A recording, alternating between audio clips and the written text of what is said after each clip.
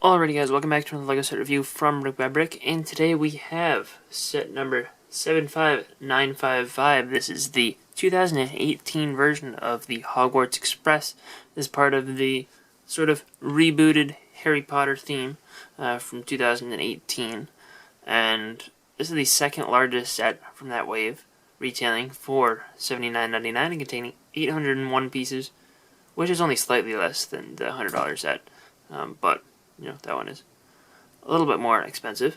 And this set contains 6 minifigures, of which at least one is exclusive and 2 of them, or 3 of them, were new for this set or whatever. Something like that. I'll talk about that when we get to the minifigure section. But the actual train build is pretty cool, and it's actually kind of a well-priced appearing set, seeing as train sets are usually a little bit more on the expensive side. However, this one does not include any train track, so there are no super large pieces that require a inflated price. This also is not motorized right out of the box, but there are ways to motorize it, though it's not advertised in instructions either. The instructions are oriented vertically on the cover, which is a little bit interesting, but they're perfect bound, which is sort of what you expect from a set of this size nowadays. And as you can see at the end of the instructions, there are no, like with certain train sets that you can attach a motor to, like the Winter Village train, there are instructions at the end to put the motor in. That doesn't exist here because that's not an advertised feature, but we do have an ad for all the Harry Potter sets, which I actually do own all 3 of these on this page now. And I own both the Fantastic Beasts ones. I don't own the Brickheads, but there's an ad for those as well. Which, it's interesting that this set is still available for sale, and the Brickheads are long retired, but there was an ad for them in here. And then a picture on this page of all the Harry Potter and Fantastic Beasts minifigures that are contained in the sets that were advertised on the previous page. And yeah, just LEGO Life ad, and all the parts at the back. But let's look at the train first, because that is the namesake of the set. This is actually the last thing you build in the set, but, you know, we are going in a different order here. And the engine here is pretty respectable looking, I think. We're going to detach the back car. They're all attached with Technic pins, and you build this assembly a couple times and stick them into these 2x2 plates with the round end, and that's how all of the cars are attached to each other. I know with normal LEGO trains, they're done with magnet coupling pieces, but again, this set avoids using those, which helps save on the budget a little bit, I believe, and is why this set is able to be offered at a little bit of a lower price. So the Hogwarts Express does have its little tender car, which again can be detached the same way as the previous ones, and there is a Hogwarts Railway sticker on either side. This one was a little bit hard to perfectly center. I think mine's a little bit too far to the right. But that's on one of these curved 4x6 panels, which, interesting piece. It creates a little bit of an interesting texture around the edges. And same sticker on the other side. We do have these little bars on the side, so you could attach a minifigure, like, holding on, like if you wanted to have a conductor there or something, I guess, if you wanted to. But, you know, I don't know, that's a little weird. And the front and back are just black, and there's a little container on the inside where you could hide a figure if they were trying to maybe hide from the Dementors. You can lie them down in there and close this up if you do it right. Yeah, like that. And yeah, that's possible. You could also possibly try and figure out a way to fit a train motor in there to power it, but I don't know if that's very easy, and I think you'd have to change the wheels around. I don't know. I know JangBricks did a really good video on how to motorize this. I don't remember all the details of it because it's been a long time since I've watched it. But it is possible, basically. It's just not easy to do. And the front section of the train does have a little bit of an interior here with the engine, some flames sticking out, 2 of these printed dial pieces, which those look really good. And I don't know, this is pretty well detailed, especially in comparison to the Disney train, which is a train from a $300 set. You know, this one looks pretty good. And you can remove the roof, as I just showed you. I think, yeah, this is supposed to come up with it, but occasionally the 1x6 plate at the front won't. and will just stick there. It works either way. You can remove either amount of pieces, and you can place a figure there. Of course, the trolley witch is not supposed to be the one driving, but they don't include a train driver, so you can do that, or you can just pretend it drives itself magically. There's a sticker here, 5972, that is the proper number to put on the Hogwarts Express, as well as this is not a sticker, this is a print for that Hogwarts Castle symbol. That looks really good. It's a little bit like this area should be a little bit further down, and these should be curved at the bottom as well, with the radius of the wheel, and this should be a little bit smaller, but for using existing parts, this looks pretty good, and unless you are comparing this directly to a picture of the train, you're probably not going to notice. I do like getting all these bars here around the side. That creates a good look, and we have a new printed dish at the front with Hogwarts Express and 5972 again, and a 10 underneath. And this dish is printed exclusively for this set, and you can see a little bit of gray behind it, which is a little bit unfortunate, but it looks pretty good. And we do have bumpers built up, sort of meant to look like the same thing as the magnetic pieces would include, like, as part of the mold for that. So, that's pretty good. We do have this up at the front, which can fold down, and this will sort of lock the front wheelbase in place, which makes it harder to go around train tracks, but if you're just using this on the ground, it'll keep it from kind of allowing this to turn to the side all funky. So you're able to just drive the train off of tracks with ease. And this connecting rod does actually function, and that looks good. That's on both sides, because this train is symmetrical. You have a couple stickers here and here to just kind of continue the red lines, and overall this is a pretty good looking engine for a Hogwarts Express train. And there is one car included for the Hogwarts Express, and it wants to roll away because my floors aren't flat. But these the wheels for these trains do use the old metal axle that was after the set, not until the Disney train where they introduced the new completely plastic system for train wheels. We have doors at either end. They don't close, but they're actually like the shorter. They're like those. They use them for those like graded windows that they put on the backs of trucks and delivery trucks sometimes in city sets, where they're too short for a minifigure, so you can't just fit a character walking through, and you can't fit child minifigures either. You'd have to like lean them through, but you can like squeeze figures through that just to push them inside if you wanted to. But I don't know, it looks really good from the side. I like this view of that, and it's proportionally accurate to the height of the car. But obviously, if you wanted to make it completely minifigure scale, you would have to increase the height of these doors, which would increase the whole height of the train. I don't know, that would have maybe it would have been better if this was just completely filled in, and maybe I wouldn't have had as much of a problem with it, but it is a little bit weird to me. The sides of the train have one sticker on either side. Pretty simple, build-wise. The roof can be removed. Again, pretty simple build there. And if we pull off the front wall, we can see there's a little bit of an interior. So you can sit figures in here with relative ease. Just stand up any child figures, and that's not too hard to do.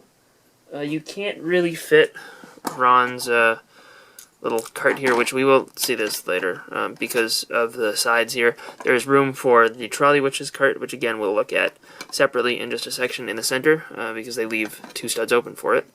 But we can plop Hermione in here, and we can plop Ron over here, and we can even sit down Lupin and put him in the final seat, and you can fit all of the characters included in the set into this one train car. Of course, that's not including the Dementors, but we don't need to put them in the train. And the trolley witch can stand. There is a little bit of standing room.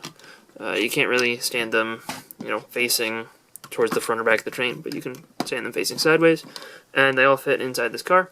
And the train as a whole has a pretty respectable length, and it looks fine. Of course, ideally you'd have multiple of these cars and put it in a whole train layout, but it looks fine, and this train is compatible with the LEGO Train Track system. So if you have extras of those, you can drive your train around on them. Of course, this set does not include any of them though. And included in this version of the Hogwarts Express set is this version of King's Cross Station, which we've never seen in a Harry Potter set before. It's got a bridge over where the train would drive through. I'll show you the train in here, and you saw it earlier, but I'll show it to you again in just a second. But there is a sticker up here with a clock on it, and that's a pretty good design, and you can actually move the hands around because they're just these claw pieces. That looks good, and I like the overall design of that sticker. And these are just stairs on the sides, so you can walk a figure up, bring them over. You can pose figures anywhere on here. It's all covered in studs. And honestly, the majority of the reason that's there is just for visual impact. There's no feature or anything to it. There's a sticker here for King's Cross Station, as well as a flag for Platform 9 and Platform 10, and the stickers are on both sides of those two flags. So, you get 4 number stickers in this set, and by applying them to both, it just looks better from both sides. There's a wall here, which we'll take a look at in a second, but there's also a little bit of detail down further at the end of the station. This is down in Platform 9 3/4. There's a sticker up there to represent that. We do have this little newspaper stand, which is pretty simple. It has 2 of these Daily Prophet newspaper prints, exclusive Harry Potter, the Boy Who Lived, and both of those tiles are the same, and that's just hinged back to give it a nice angle. There's also an additional sticker right over here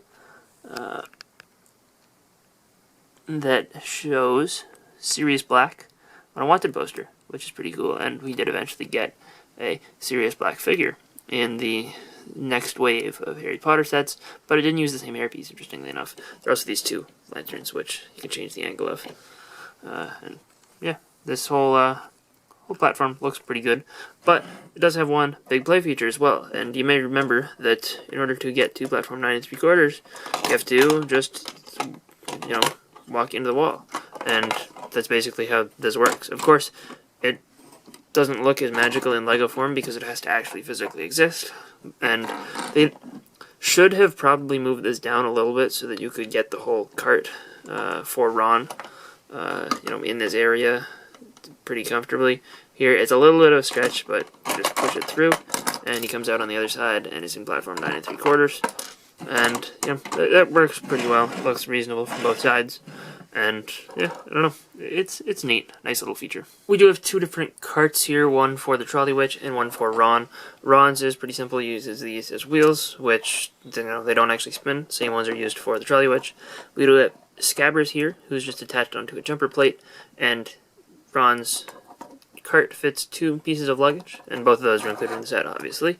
And the Trolley Witches is done in sand green, which is a nice color scheme. He uses one of these pyramids in tan, which I believe was introduced in the Hogwarts Great Hall, so was new for this wave. And you have some, I don't know what that's supposed to be, some sort of candy or ice cream that's not in a bowl or something, in orange. It's not a new color, but not super common either. And we have a chocolate frog, which is only available in 2 sets, and this was the first set that it was introduced in. And of course, now that everyone is here waiting on Platform 9 3/4, the Hogwarts Express can just drive straight on through, and it fits right underneath the bridge there, with a little bit of room above it to spare. You can't obviously stand a full figure on top of the train. I don't even know if you can stand a figure right there and still fit through, but regardless, it looks pretty good in terms of scale with this King's Cross Station, and overall it's a nice looking display like this, and it's actually bigger than I was expecting it to be overall in terms of just straight up size. Harry and Ron figures are included as is appropriate. These are not quite the correct versions of these characters for this scene that they're sort of implying with the inclusion of the Dementor in the set, but they are both good figures. They're just ones from the Chamber of Secrets Aragog lair scene, and appropriately, these figures are both included in the Aragog's Lair set. So neither of these is exclusive, but of course it's a very important set of characters to have in pretty much any Harry Potter set. So, you know, it would have been nice to get alternate versions of the torsos, to line up with the scene perfectly, but these are pretty decent. I think Ron is wearing this, but he's just wearing a jacket over it in the scene, and Harry is wearing a blue sweatshirt jacket thing. He just has a red shirt underneath, and it's not zipped up as much as this one is. But, it doesn't bother me too much. Like, again, they're very subtle differences, but they both have their regular alternate faces for the first wave, and yeah, they both have their wands as well. Both of these are fine figures. Unlike for Ron and Harry, though, Hermione actually gets a new torso, and Lupin is exclusive to this set as a character for the 2018 forward Harry Potter set so far. We'll probably see him again in a future set, but this one is, pretty well done. It is appropriately based on his outfit from this particular scene. I believe, it looks very similar, at least, to me. His jacket might be a little bit more open than it is in the movie scene, but it is an appropriate figure, I think, and I like it. The hair and face for Hermione are the same as in the other sets, and Lupin's hair is actually a relatively uncommon part. I think it came in a Ninjago movie character from the Fire Mech, and that was it. And Lupin has a piece of luggage, and they both have their wands. They also both have alternate facial expressions and back printing on their torso. Lupin's is, sort of mostly werewolf mode, sort of-ish. And then, I guess not full werewolf mode, but, getting angry werewolf mode. Werewolf mode. There we go. That's how you say words. And, both of these alternate faces I think are appropriate. And I do like the torso for Hermione a lot. I think they did a good job with that, with the different colored lines. And the last two figures are the Trolley Witch. This is actually the first time we've gotten this character ever in a Harry Potter set, including the old theme completely. Never been seen before. And the other figure is the Dementor, which is a new for 2018 figure, but this was re-released in the 2019 Expecto Patronum set, and there were two of them in that one, and that's a much cheaper set, so don't buy this set just to build up an army of Dementors, but it is a nice inclusion, as it is appropriate for the scene that this set appears to be attempting to portray. I guess it sort of two scenes. There's the, boarding the train scene, and then the actual train scene itself is the Dementor one from Prisoner of Azkaban. But both of these figures are good. That's a new torso for the Trolley Witch. Her face is not new. It was used for Aunt May in 2 Spider-Man Marvel sets, and the hair was previously only available in a Chinese New Year set and a Woman of NASA. But the torso print for the Dementor is pretty cool. There's no back printing on there and no alternate face for him, but that is cool, and I think that this figure is appropriately a little bit spooky, and the cape is a nice shape, and there's a little bit of back printing for the Trolley Witch, as well as an alternate face expression where she's a little bit scared, but again, that is straight from the Aunt May figure. So overall, this set is a pretty good one. It's got a lot going for it. Hogwarts Express, obviously, is probably the single most iconic vehicle from the Harry Potter franchise. So, of course, it's going to make a lot of sense to put it in a set. And it's nice that they chose to do one for the first wave. The set is based off of Prisoner of Azkaban, so it's a little bit weird that the figures are, not still with short legs and not using medium legs like the next wave's Prisoner of Azkaban sets use. But, other than that, it's got a good amount going for it, and adding the King's Cross station in, I think, was a nice decision. This is also the same price as the 2011 Hogwarts Express, so it's not even really that much of an increase, and I feel like you get exactly the same value, if not more value, from this version of the Hogwarts Express. I believe the old one did use actual train magnet connectors, and It may have included track with it.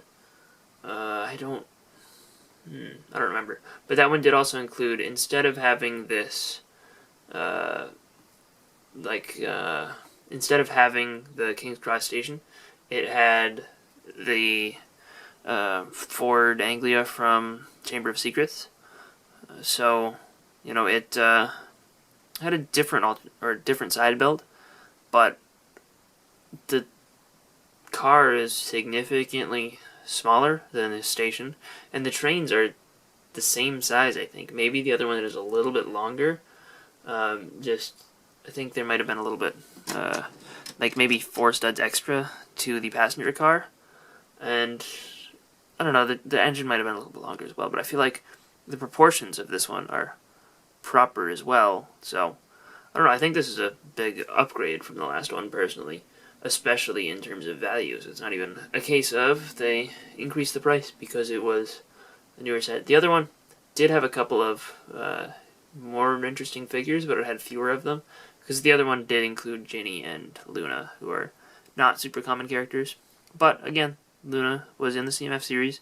We haven't seen her new Ginny yet, but that'll probably happen eventually. Probably when they start doing sets for some of the later books. But yeah, overall, I think this is another really solid Wizarding World set, and I personally am happy to have it. If any of you guys own this one, let me know what you think in the comment section down below. But if you don't, I would recommend looking into it before it retires. It's a pretty good set, in my opinion, and I think that the retail price is very reasonable, but if you see it discounted, I would definitely recommend considering it. So, anyway, hope you guys enjoyed this review, and I'll see you guys all next time. Bye, everyone.